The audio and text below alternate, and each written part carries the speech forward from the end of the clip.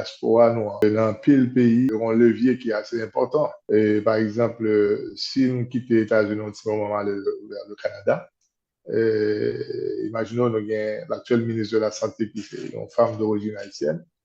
Nous avons au moins un député de la zone de Terrebonne qui est une jeune femme haïtienne.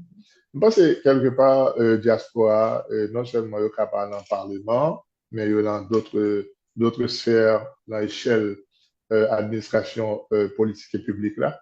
Et je pense que c'est important. Il a considéré, il a supposé un levier important pour nous utiliser, dans la mesure où on certaines, il y a une meilleure organisation des différentes forces de la diaspora. Parce que une a toujours reproché la diaspora et nos frères et sœurs qui vivent à l'étranger, c'est le fait que au senti qu'il y a un manque de cohésion dans le mouvement, ça, ou bien dans toute structure qui vient au niveau de la diaspora pour permettre de nous défendre les intérêts des Haïtiens, que les Haïtiens américains, les Haïtiens canadiens, les Haïtiens français, etc. Je pense que c'est extrêmement important pour nous. Faudrait-il bien nous joindre éléments ça pour qui permettent de nous renforcer cette cohésion qui doit gagner entre différentes forces de diaspora qui sont dans différents pays. Parce que très souvent, nous pensons, nous parler de diaspora haïtienne qui est aux États-Unis. Hein. Mais aujourd'hui, alors, on ne va pas parler de diaspora haïtienne ou quitter des Haïtiens qui sont au Chili, les Haïtiens qui sont au Brésil, les Haïtiens qui sont en République dominicaine. Et ce sont des Haïtiens, ce sont des communautés qui portent en pile dans l'économie pays côté OEA et aussi à l'économie nationale d'Haïti, qui portent en pile éléments culturels dans le pays côté OEA.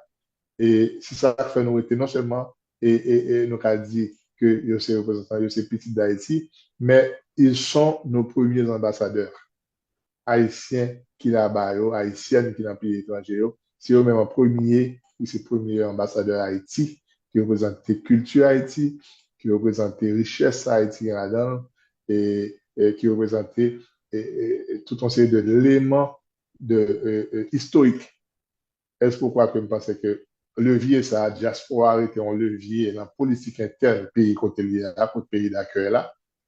Leur regarder des positions occupées, leur regarder qui ça y entreprendre comme des entrepreneurs qui créent business, qui baillent travail et qui soutenent l'économie nationale haïtienne. Et aussi, là, on a parlé sur le sphère de la politique interne d'Haïti. Certainement, diaspora a continué à partir de ces organisations, à partir de ces structures, pour influencer la politique interne d'Haïti. Capable. Est-ce pourquoi que le n'a regardé avant projet constitution ça, qui vient sur table actuellement là, je pense que il y a quelques injustices qui fait la diaspora, ou pas senti diaspora et pour totalement intégrer ou bien entrer dans sa décarrelée, dans cette matrice de conception même de cette nouvelle Haïti. Parce que je ne pas quitter la diaspora d'ailleurs. Parce que majorité, pour ne pas dire 80%, matière grise haïtienne, puis aujourd'hui à dehors. Et est-ce que vous pensez que diaspora haïtienne est supposé gagner beaucoup plus de droits et pour influencer la politique interne davantage et pour contribuer à ce changement grandement besoin que l'on cherche.